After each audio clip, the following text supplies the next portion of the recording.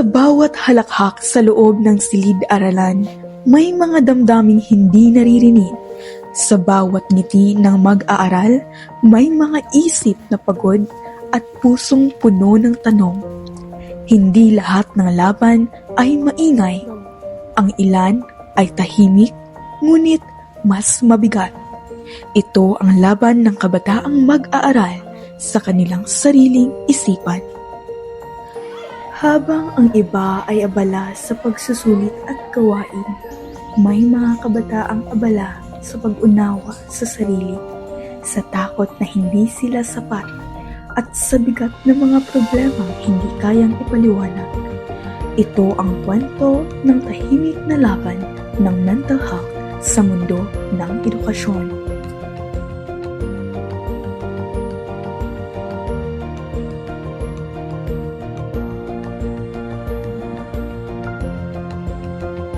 Sa kasalukuyang panahon, mas dumarami ang mga mag-aaral na nakararanas ng suliranin sa mental health. Dahil sa dami ng gawain sa paaralan, mataas na expectations ng pamilya at guro at personal na problema, unti-unting naaapektuhan ang emosyonal at psikolohikal na kalagayan ng kabataan.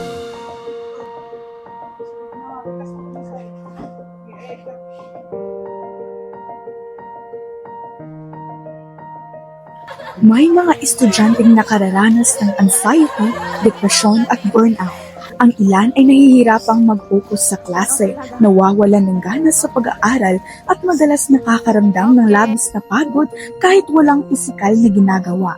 Sa kabila nito, pinipili nilang manahimik dahil sa takot kung husgahan o hindi maintindihan ng iba. Kailangan mo maging kapwa.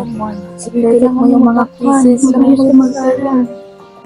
Ipinapakita nito na ang mental health ay kasing halaga ng pisikal na kalusugan at dapat itong bigyang pansin sa paaralan at komunidad. Sa klase po, parang okay lang ako. Pero pag uwi doon ko nararamdaman yung pagod at takot na baka hindi ako sapat. Hindi namin agad napansin. Being the second parent in school, hindi namin agad napansin na nahirapan pala ang anak namin. Akala namin normal lang ang stress sa pag-aaral. Minsan, gusto ko mang sabihin ang aking nararamdaman, ngunit pinapangunahan ako ng aking takot at kaba na baka ako'y husgahan o baka pagsabihan na nag-e-enarte lang. Ang totoong damdamin ng isang tao ay maaring takpan ng mga ngiti sa mukha. Okay, para sa akin, ang pinakamabisang gawin ng isang tao para matulungan ang mga taong nakakaranas ng depresyon ay una, maingat tayo sa mga salitang ating gagamitin. Pangalawa ay kailangan nating intindihin ang kanilang damdamin. Sa likod ng bawat tahimik na mag-aaral, may kwentong gustong marinig. Ang mental health ay hindi kahinaan, kundi isang realidad na dapat unawain. Ang tahimik na laban ng kabataang mag-aaral ay tunay at nararapat pakinggan.